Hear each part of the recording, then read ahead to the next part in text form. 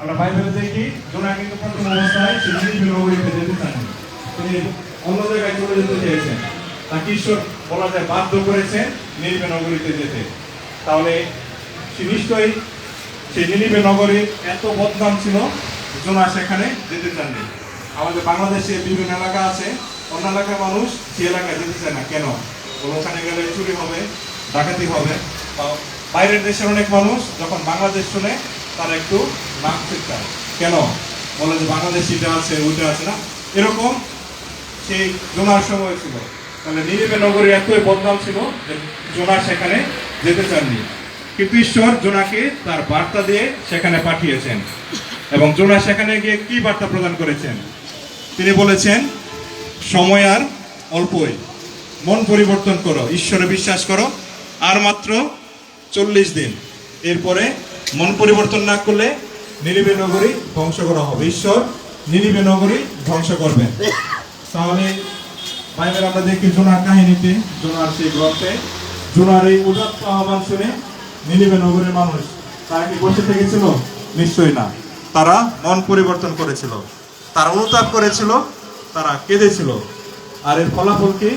ঈশ্বর মন পরিবর্তন করেছিলেন, তিনি তাদেরকে ধ্বংস করেননি, বরং ঈশ্বর তার করুণা ধারা, তার ভালোবাসার ধারা, তার দয়ার ধারা সে নিনিবে নগরীর বাসীদের প্রতি তিনি প্রবাহিত করেছিলেন। তাহলে ঈশ্বর এই নিনিবে নগরীর বাসীকে শাস্তি দিতে চেয়েছিলেন, তিনি তাদের সে মন পরিবর্তনের জন্য তাদেরকে শাস্তি দেন। তিনি তাদের সে মন পরিবর্তনের জন্য তাদেরকে মুক্ত করেছিলেন, তাদেরকে সুন্দরভাবে আবার নতুন জীবন প্রদান করেছিলেন।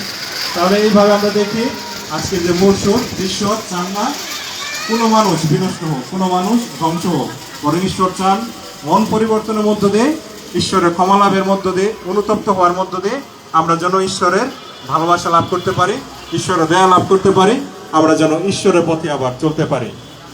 তাহলে পুরাতন নিয়ম থেকে আমি দুইটা ঘটনার কথা উল্লেখ করলাম।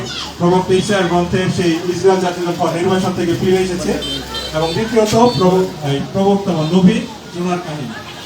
এখন নতুন নিয়ম থেকে আমি দুইটা ঘটনার কথা উল্লেখ করব। তাহলে নতুন নিয়ম আমরা দেখি যীশু খ্রিস্টকে, যিনি হলেন ঈশ্বরের অসীম দয়া এবং সহানুভূতির একটা প্রকাশ। ঈশ্বর যে তার অসীম দয়া এবং ভালোবাসা সে প্রকাশটা করেছেন যীশু খ্রিস্টের মধ্য দিয়ে, তার জীবনের মধ্য দিয়ে। তাহলে নতুন নিয়মের 4টা মঙ্গল সমাচার রয়েছে। 4টা মঙ্গল সমাচারে আমরা এই বিষয়টা দেখতে পাই যে যীশু খ্রিস্ট হলেন ঈশ্বরের সেই করুণা, ঈশ্বরের ভালোবাসা। তিনি নিজে ঈশ্বর, তিনি ঈশ্বরের করুণা, ঈশ্বরের ভালোবাসা তার মধ্য দিয়ে, তার জীবনের মধ্য দিয়ে, তার প্রচারের মধ্য দিয়ে, তার বাণীর মধ্য দিয়ে আমাদের জন্য প্রকাশ করেছেন। তবে 4টা মঙ্গল সমাচারের মধ্যে একটা মঙ্গল সমাচার রয়েছে লুকের মঙ্গল সমাচার। তাহলে সেখানে আমরা দেখি সাধু লুক পাপীদের কথা, যারা সমাজে অবহেলিত, তাদের কথা বেশি উল্লেখ করেছেন। এবং সাধু লুক বারবার তার মঙ্গল সমাচারে প্রকাশ করেন পাপীদের প্রতি যিশুর সহানুভূতি, পাপীদের প্রতি যিশুর ভালোবাসা।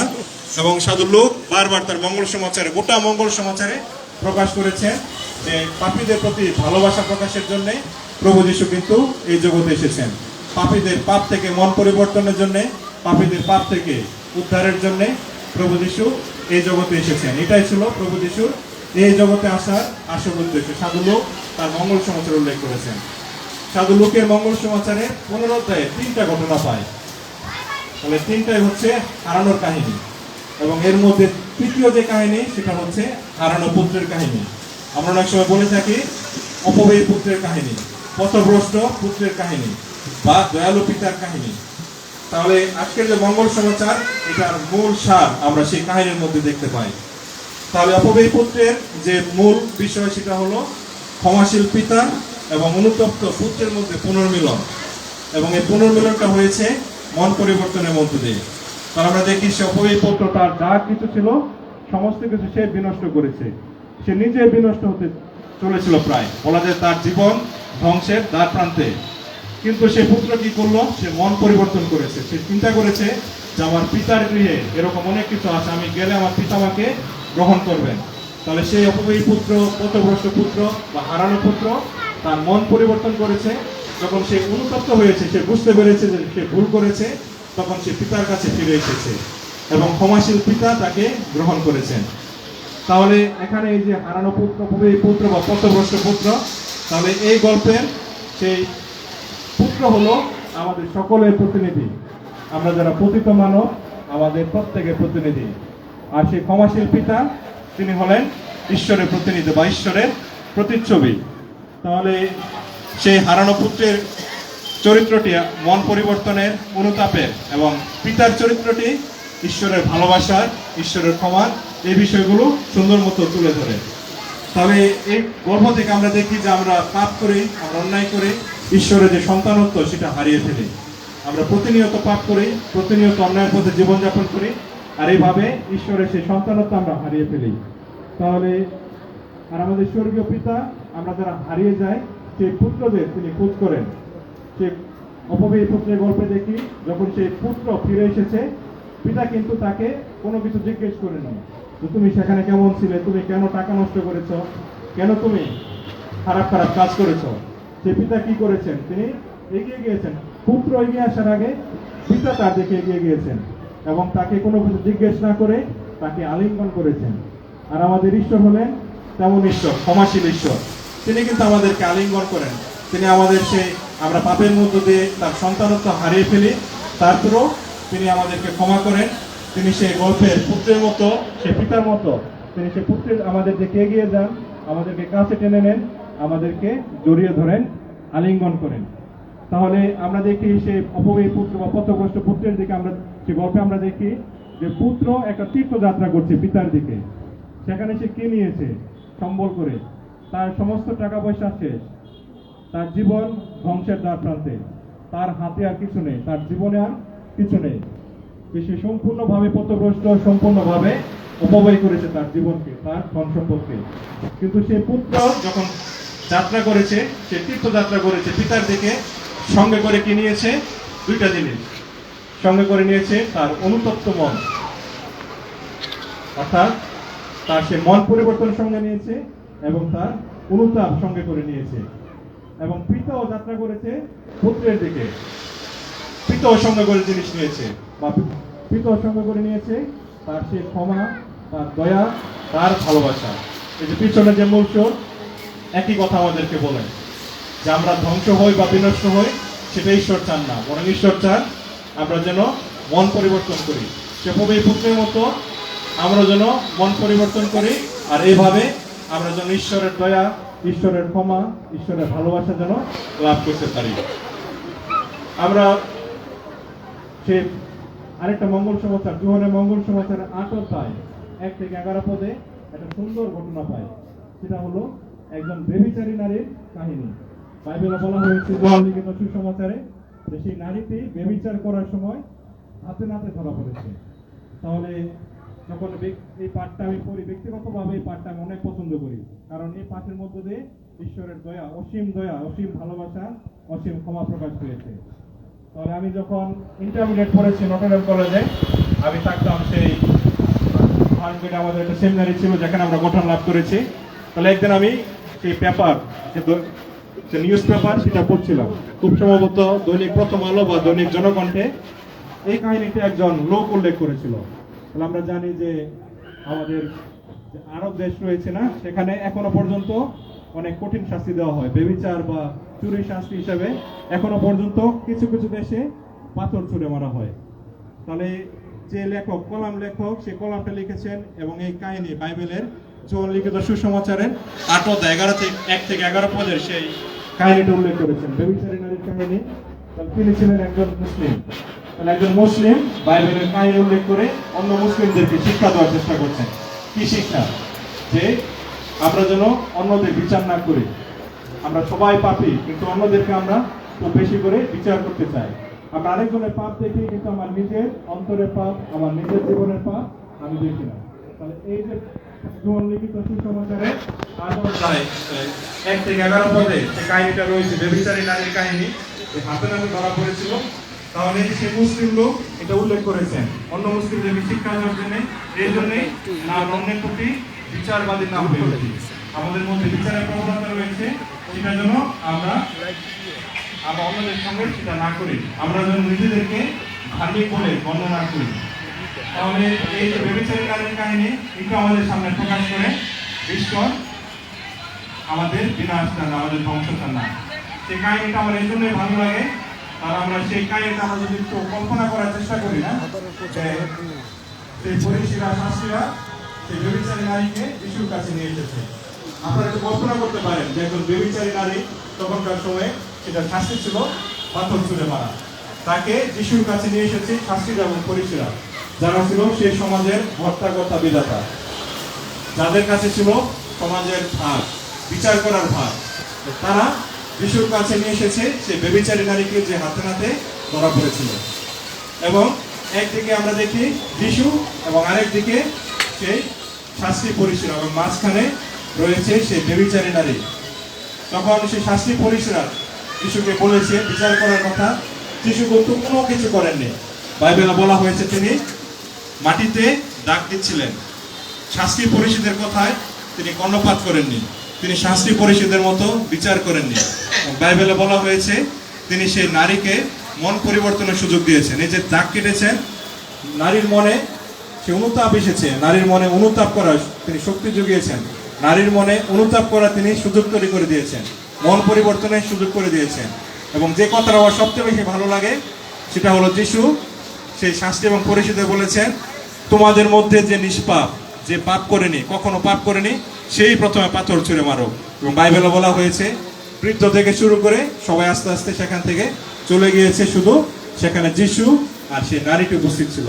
যেন সামনাসামনি একদিকে দয়া ভালোবাসা এবং একদিকে অনুতাপ। সেই নারী হচ্ছে অনুতাপের প্রতীক, যিশু হচ্ছেন দয়া ভালোবাসা ক্ষমার প্রতীক, নারী হচ্ছে মন পরিবর্তনের প্রতীক।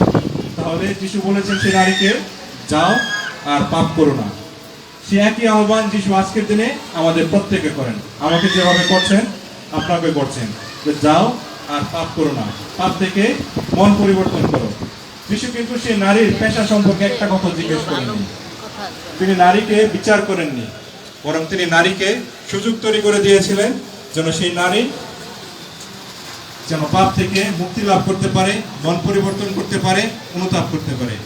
আমরা এখানে যারা উপস্থিত রয়েছি, এই জগতের সকল মানুষ আমরা ঈশ্বরের সামনে অপরাধী, ঈশ্বরের সামনে দোষী, আমাদের পাপের কারণে।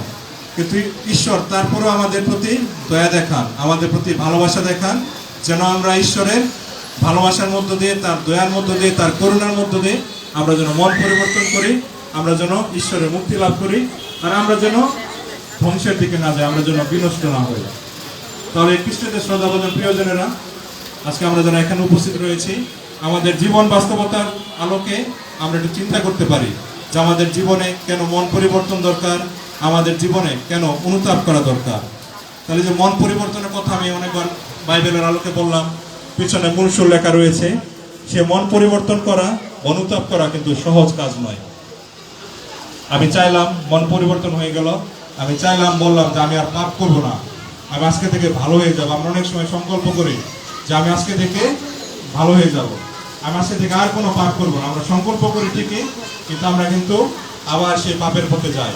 আমরা বলি আমি মন পরিবর্তন করেছি, কিন্তু আমি কিন্তু আসলে সত্যিকার অর্থে মন পরিবর্তন করিনি। আমি বলি আমার হৃদয় আমি পরিষ্কার করে ফেলেছি, আর আমি কোনো কিছু অন্যায় কাজ করব না, আর পাপের দিকে যাব না। কিন্তু আমি কিন্তু বারবার আবার সেই পাপ করি, আবার সেই অন্যায় করি, আবার কিন্তু ঈশ্বরের চোখে যা মন্দ আমি সেটা করি। তাহলে এই যে মন পরিবর্তনের যাত্রা, সেভাবে এই পুত্রের গল্পের মতো ব্যভিচারী নারীর কাহিনী আমি উল্লেখ করেছি, নিনিবে নগরীবাসীর কথা আমি উল্লেখ করেছি, অনুন্নত জাতি ইসরায়েলের কথা উল্লেখ করেছি।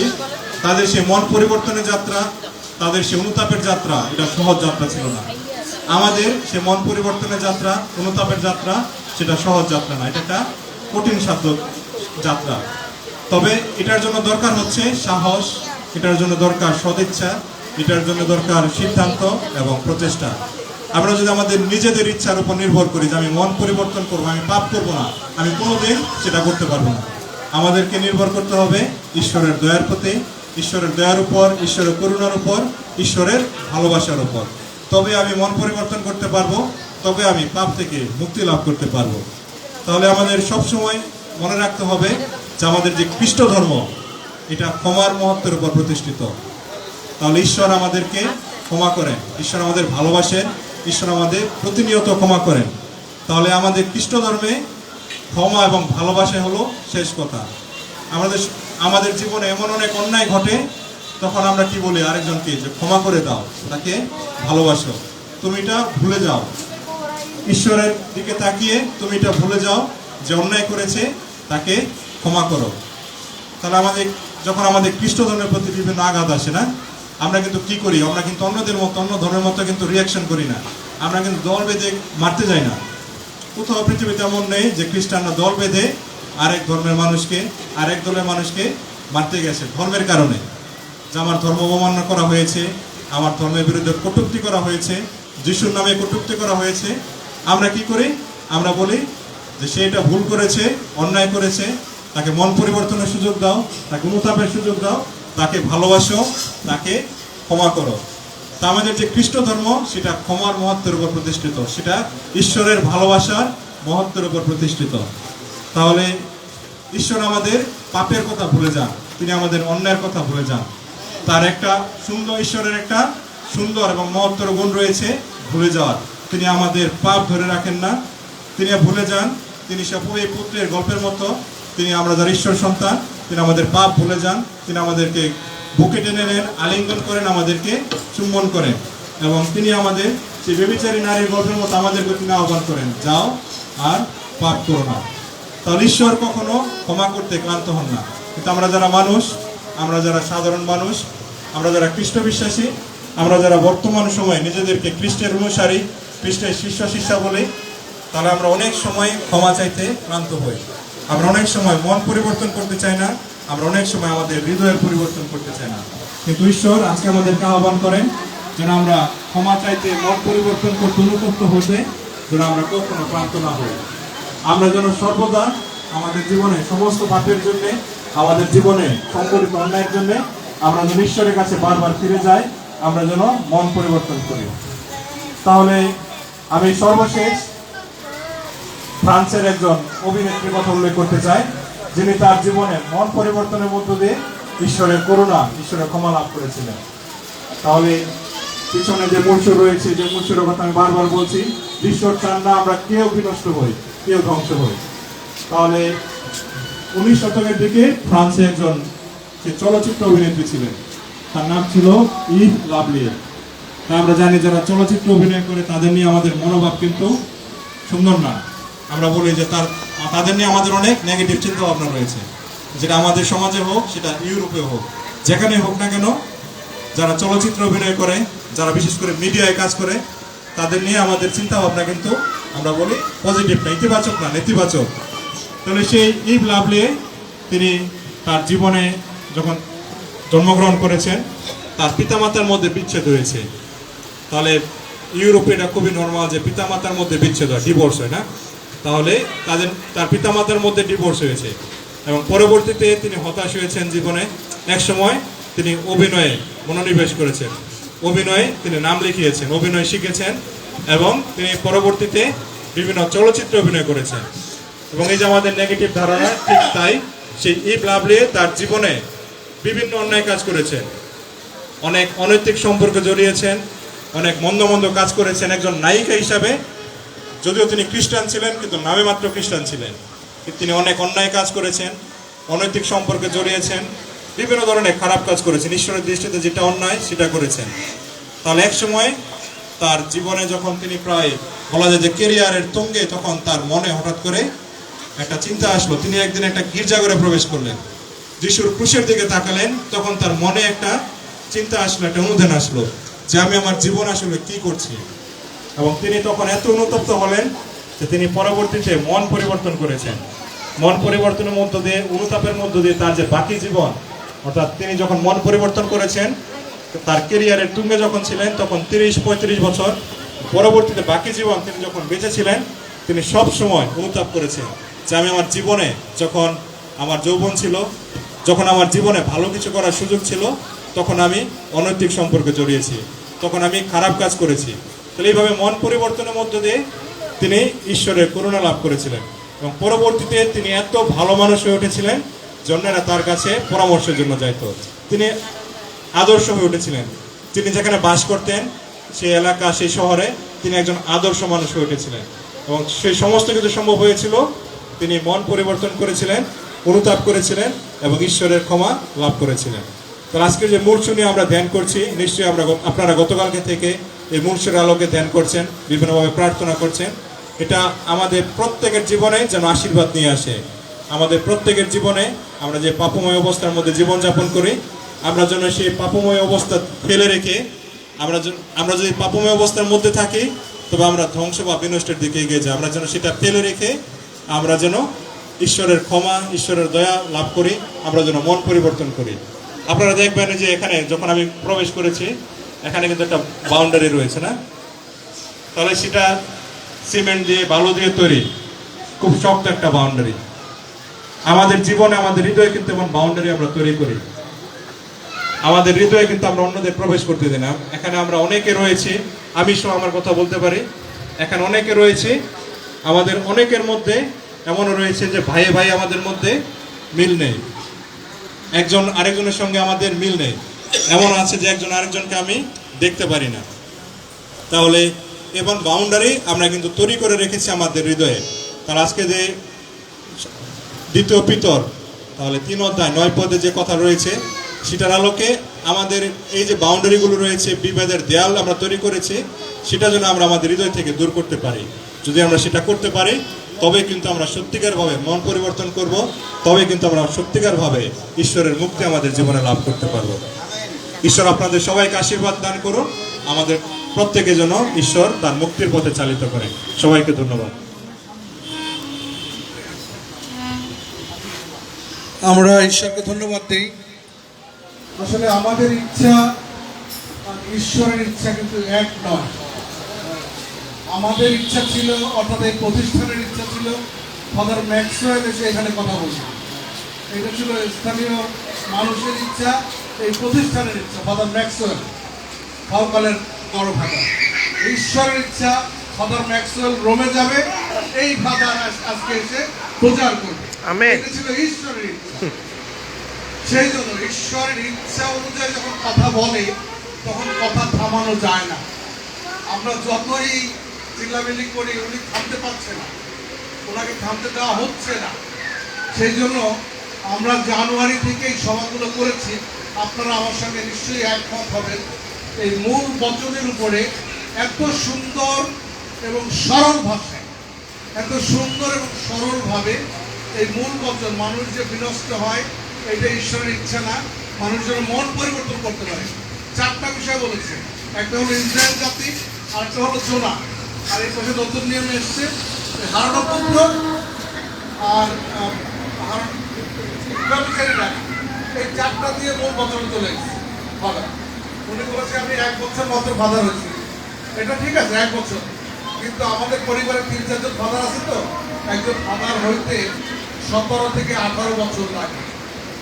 এই 17-18 বছরে ওই যে আমরা যেমন আখের রস খাই না, আখের রস, এই আখের রস যখন খাই, ওই আখটারে কিভাবে ঢুকায় আর চাপে, দেখছেন তো, রস যা আছে সব বের করে নেয়। আর তারপরে রস বের করতে করতে করতে করতে একজন ফাদারের জন্ম হয়। অত ইজি না, ক্যাথলিক ফাদার হওয়া অত সোজা বিষয় নয়। আমরা ফাদারকে অনেক অনেক ধন্যবাদ দেই। ধন্যবাদ আসলে দিয়েও শেষ করা যায়। একটা ফুলের মালা না দিতে পারলে ভালো লাগছে। একজন সেবিকা আসে, একটা ফুলের মালা, যদি অনুষ্ঠান আমাদের ফুলের মালাতে আমরা যেতে পারি নাই, তারপর একটা মালা দাও, এই সাথে থেকে দাও, একটা মালা দাও, দাও সেবিকা দাও। আপনারা দয়া করে যতজন আছেন সবাই একটু হাতে ধরে দেবেন।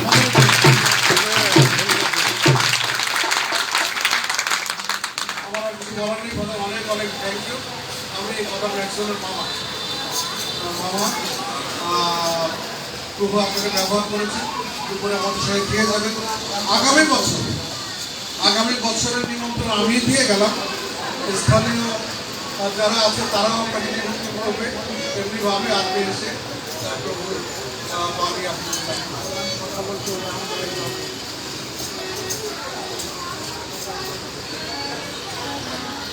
আপনারা জানেন যে আমাদের এই সভা চালাতে আপনাদের খাওয়া দাওয়া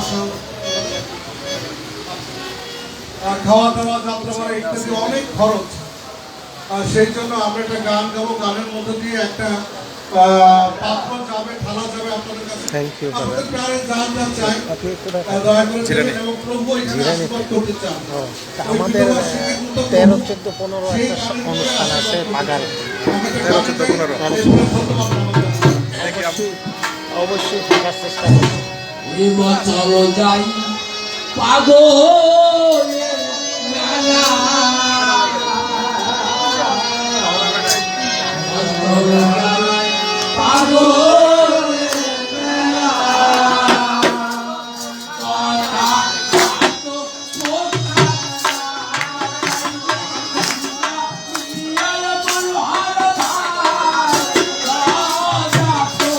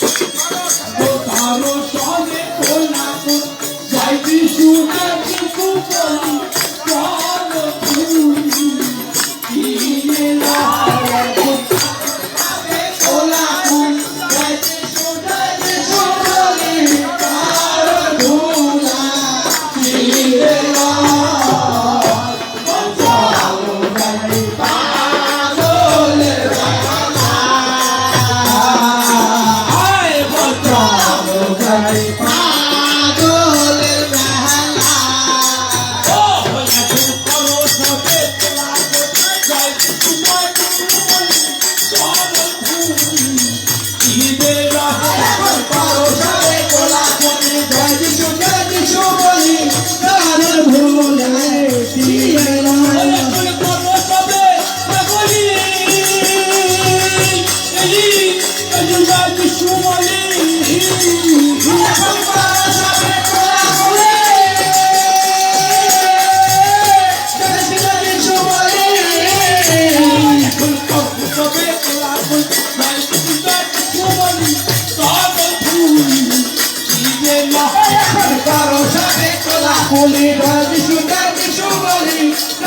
মোহ নাহি